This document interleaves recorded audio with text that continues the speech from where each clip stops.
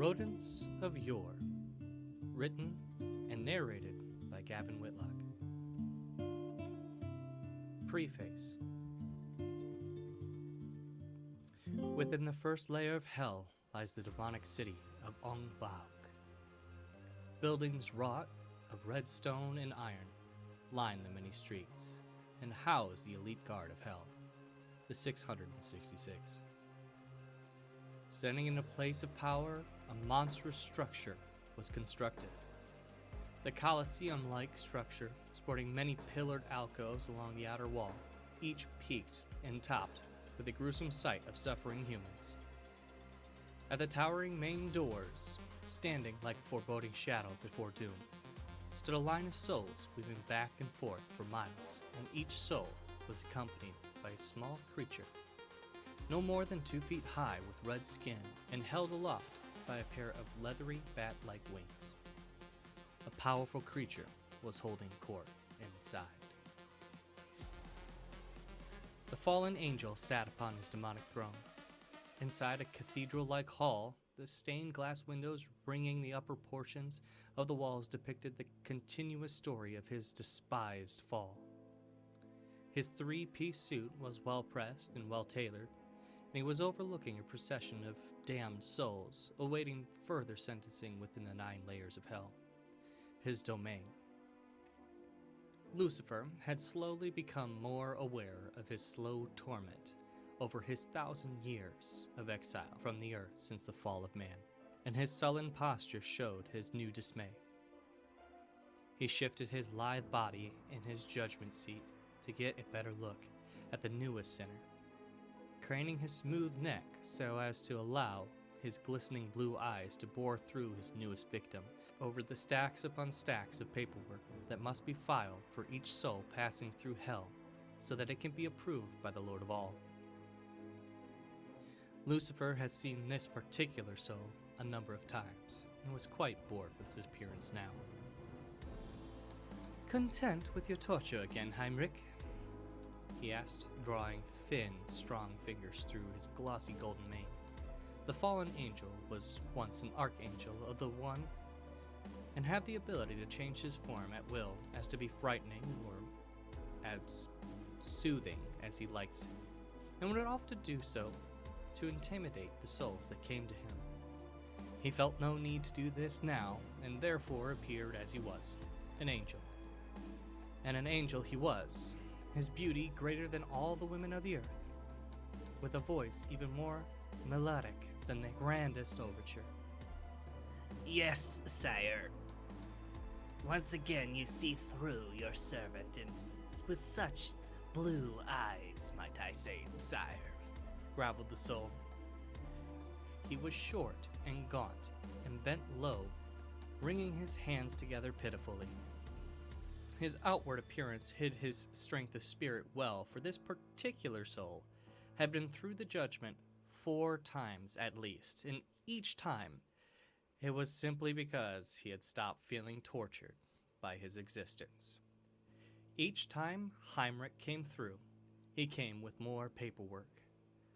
This time, the piles, too numerous to count, obscured his throne almost in its entirety. Oh, how Lucifer hated this soul. "Stop your flattery!" screamed Lucifer in a deep and gravelly voice. "How many times have you been to court, worm?" 7, sire," the soul stated cowardly, cowed by the sudden ferocity and by the vision presented as Lucifer's shadow grew on the wall behind him. "Then fire will be your undoing," Lucifer stated dryly, his voice returning to normal. The fallen angel started on the paperwork, now firmly understanding why the Lord stated this rulership to be a punishment. For 600 celestial years, he had been ruling hell, and for 600 years, he had been doing the paperwork. Millions of pages per soul, and there were a lot of souls. Each day felt like 1,000, and each year felt like 1,000,000. This was a slow torture, he now knew, one that he must escape. Lucifer missed the time he spent corrupting the world of man and longed to have that freedom again. He longed for an existence free of paper and free of duty.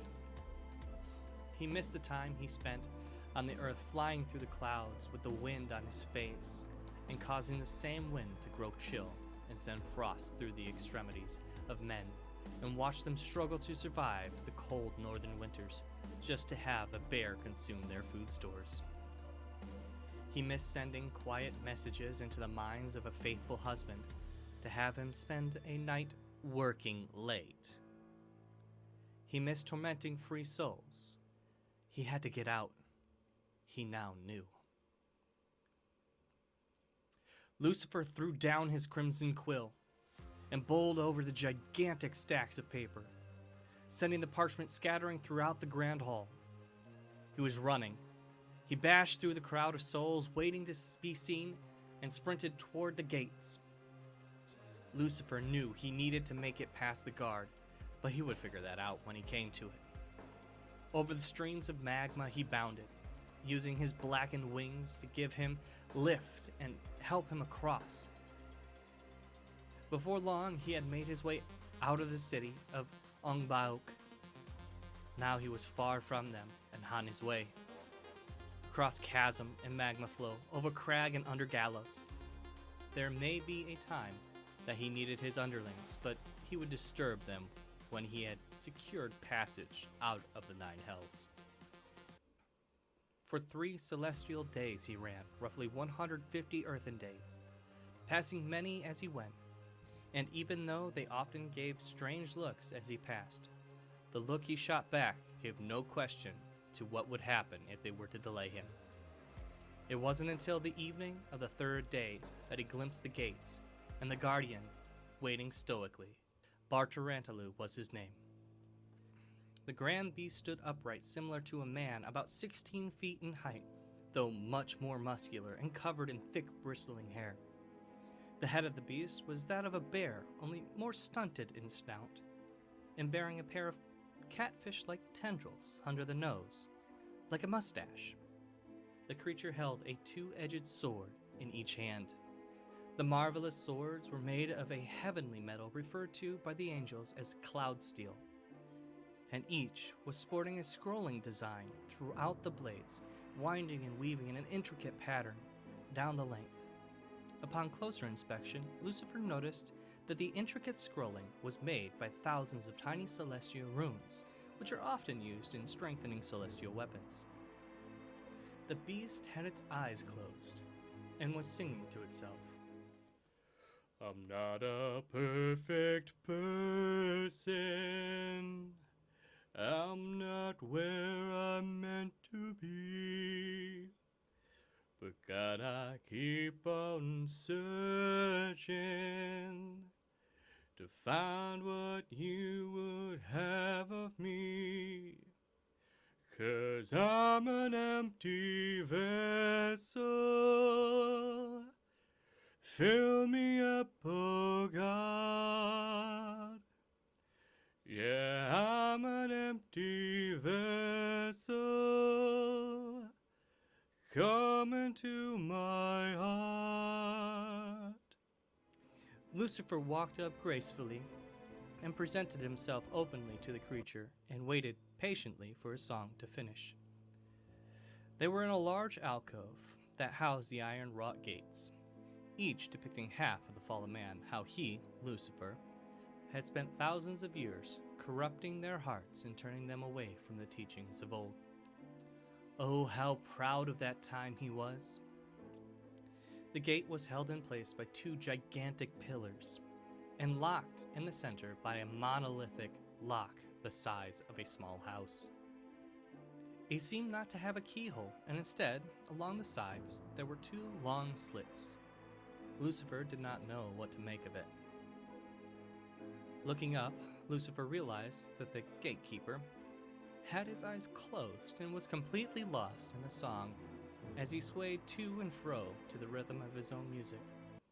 I know I've walked down a painful road, and And I know I've done things that I don't know. But you, God, hear me calling in the night. And you, God, heal me and make things right. Now I'm not an empty vessel. You filled me up, oh God. Yeah, I'm not an empty vessel. You came into my life. No, no, no. That's not right, said the monster. There's just something wrong with that last verse. What do you think, Lucy? You used to do this stuff. Lucifer jumped. He did not realize the beast had noticed him. When did you... 3 days ago, when you leapt from your chair at judgment, replied the guardian, before Lucifer could finish his first sentence. I thought you were singing? I was, but the Lord has seen fit to give me grand perception. Now, what can I do for the ruler of hell? Asked the creature, emphasizing the word ruler. Lucifer thought for a moment. If this creature has been gifted with grand perception, how in all God's design was he going to convince this guardian to let him out? You okay, oh darkest one? The beast asked. Yes. I must apologize. He was coming up with a plan now and hoped it would work. He saw in the corner a tally on one of the stone pillars. Its count was 600. One of my fallen has told me that my time is close to being up, and I came to see if you had the same count. As the gatekeeper turned to regard his notes, Lucifer raised a hand slightly and caused an illusion of the remaining 400 to appear. Nice trick, but I can see through this, brother, the keeper said as he viewed his tally. It has been 600 years by my count, stated Bartarantalu. It was worth a try. You can't blame a demon for trying. Brother, you are not a demon, said the gatekeeper with compassion in his eyes. You need only repent and take my place as servant, the angel shot back. I could never go back to that existence. Not after all I have done. Lucifer feigned sorrow. Nonsense, replied the beast as he came closer, sheathing one of his great swords and reaching out his hand to place it on Lucifer's shoulder. The Lord loves unconditionally. Lucifer saw his chance then. The sword was more than his whole height, but he was, after all, one of the archangels. As Bartarantalu reached to place a comforting hand on Lucifer's shoulder, Lucifer grabbed Bartarantalu's sword, pulled it from its scabbard, and swung it horizontally across the great beast's stomach. Or, at least, he thought he had. The keeper was quicker than he looked and jumped back out of harm's way before Lucifer could even finish his swing. Oh ho ho! You almost got me with that trick, retorted Bartarantalu. I guess I need to dispatch you without tricks, then, said Lucifer in response. Lucifer came in, then, trailing the giant sword. He brought the sword in an overhead chop just to have it parried harmlessly aside. He was taken aback by the skill of his opponent. He had parried an archangel's sword with ease. They stalked around the alcove now, each taking their opponent and sizing the other up. Bartarantalu was the next to move. He came in with an overhead chop, just to change the course of the blade at the last second, flip his grip and swipe long ways with a forehand slash. Lucifer parried the blow and followed with a 12-strike combo in an attempt to put his opponent off balance. Bartarantalu thwarted his attack with little effort. On went the battle, with neither combatant gaining the upper hand. Each strike was parried with skill, and each parry was followed by an increasingly more complex attack routine. For 2 days, the sound of ringing cloud steel could be heard echoing through the crumbling caverns of hell. On the second day, Lucifer, getting frustrated by the skill of his opponent, devised a plan to allow him to strike the finishing blow. He started to slow his pace ever so slightly and gradually over the course of the next 2 days, becoming slower and slower. On the 4th day of the fight, Lucifer jumped back and, placing a hand on his knees in feigned exhaustion, called out breathlessly, "Wait! Could we take a respite?" Bartarantalu screwed up his face in confusion. It made no sense to him why an archangel would need a break. "Why?" he asked plainly. "I am a fallen angel," Lucifer replied, still panting. "God's grace has left me, and though I retain my strength, I can only retain this strength through food and rest. We have been fighting for 4 days now. I know you don't find the glory of God in killing an obviously weakened opponent."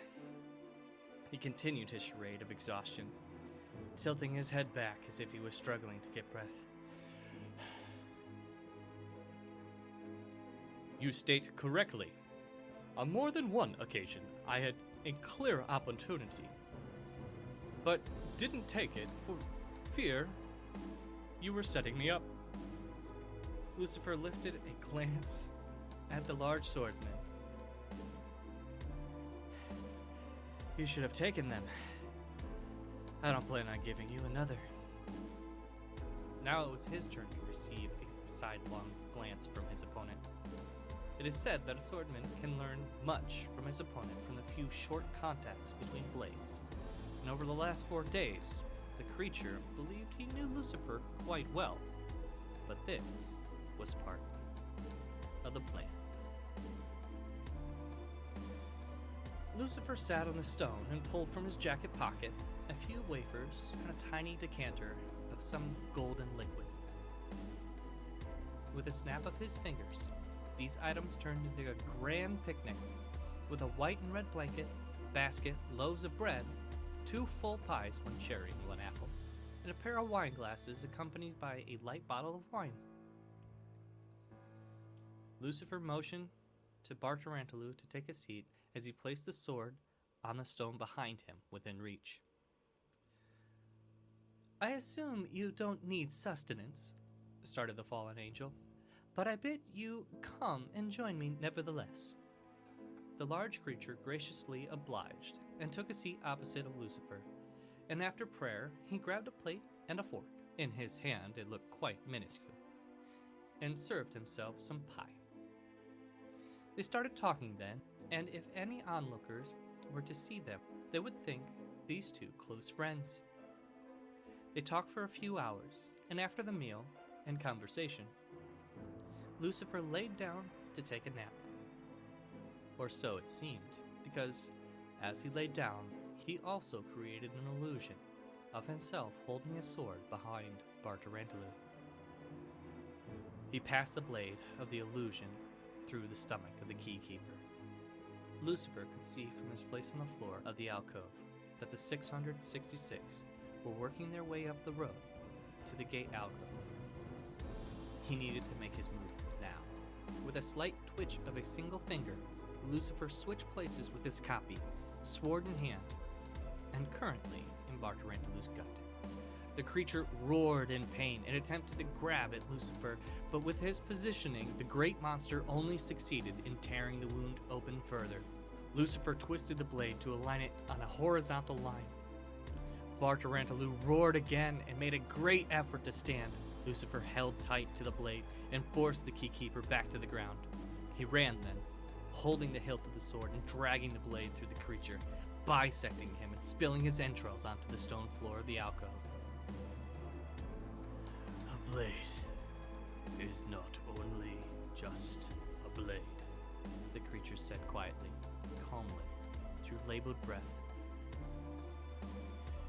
It is a tool for removing bad and trimming good. It is a tool for repairing items and opening boxes. A blade is not only just a blade. Bartarantalu's words were strange, and Lucifer didn't know how to proceed from here.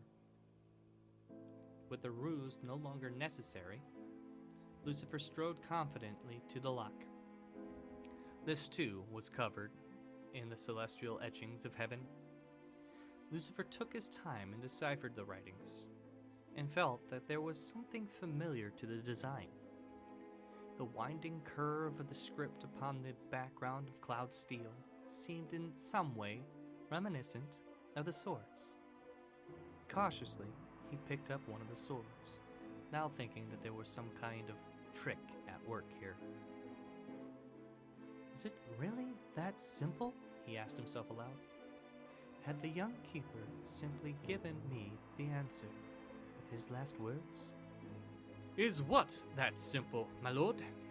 The question came from an elite who had just walked up the thoroughfare and was waiting as his master had seemed to be working through a problem. Oh, Fendrin. I didn't notice you had come so quickly, Lucifer said, shaking himself like one shakes themselves from a dream. The lesser angel wore a pair of jeans and a t-shirt sporting a pentagram from the days of man. The bright red hair was kept long and tied in a ponytail.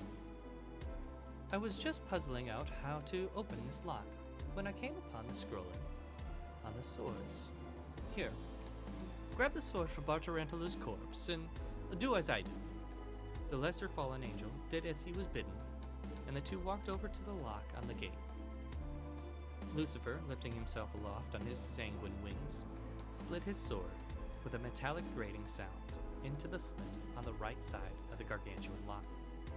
Fendrin did likewise, and as the sword hilt hit the housing of the lock, there was a loud echoing ka-chink, and the lock fell immediately to the cavern floor with a single loud clunk, cracking the stonework and sinking into it a full 7 inches.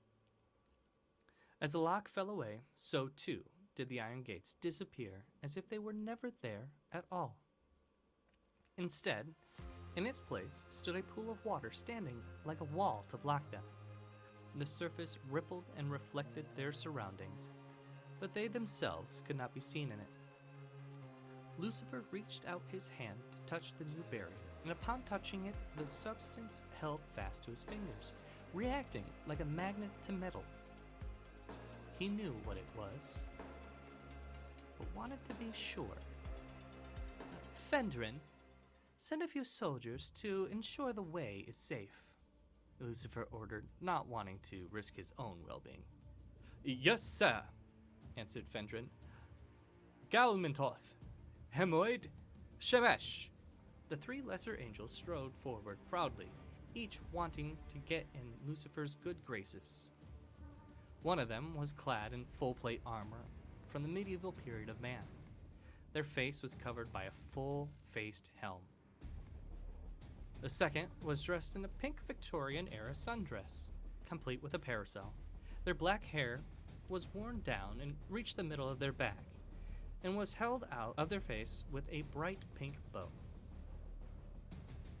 The last one only wore a pair of cut-off shorts with the pockets hung out the bottom. What was left of their light brown hair was patchy and short. They wore a crazed look in their pupilless black eyes. The 3 lesser angels went through the barrier, Shemesh half crawling, and moments later returned. It enters into a tunnel system some 10 yards in, stated Hemoid, their voice sounding like a man attempting to sound like a woman. It doesn't seem to be guarded beyond, though, Galmintoth followed, their voice echoing inside their helm. and looks like we can get through to the surface. Shemesh simply laughed hysterically in confirmation. It was just as Lucifer suspected. It was not a blocking force to keep them from getting somewhere, but a portal that would allow them to travel from Earth to the parallel Earth, Hell, or in their case, from Hell to Earth.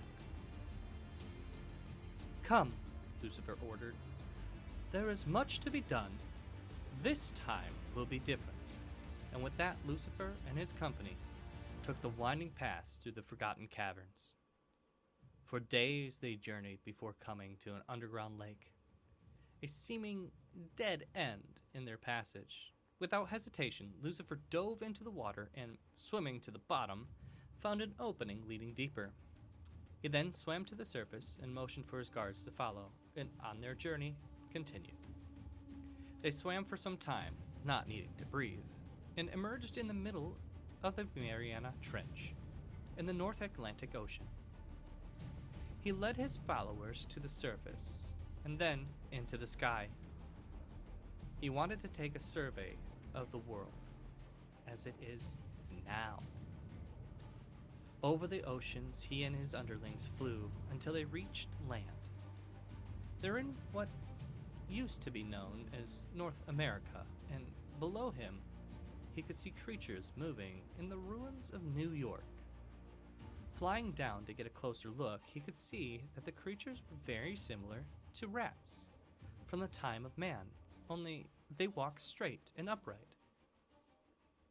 Though simple in their current ways, these creatures were intelligent and working together to create a village in the ruins of the old world. Lucifer then sent his loyal to search the earth to see what they could find. Years passed before his servants returned with the news that the rodents of before had been affected by the wars of man and are now the new prevalent race among God's creation. All the rodents have become self-aware, intelligent, larger, and more society-focused. For many years, Lucifer watched as the rodents of the world grew and made new civilizations. For many years, he watched and brooded before he presented himself to the new civilization of Rodents. He was going to be a more active role this time. He was going to be their god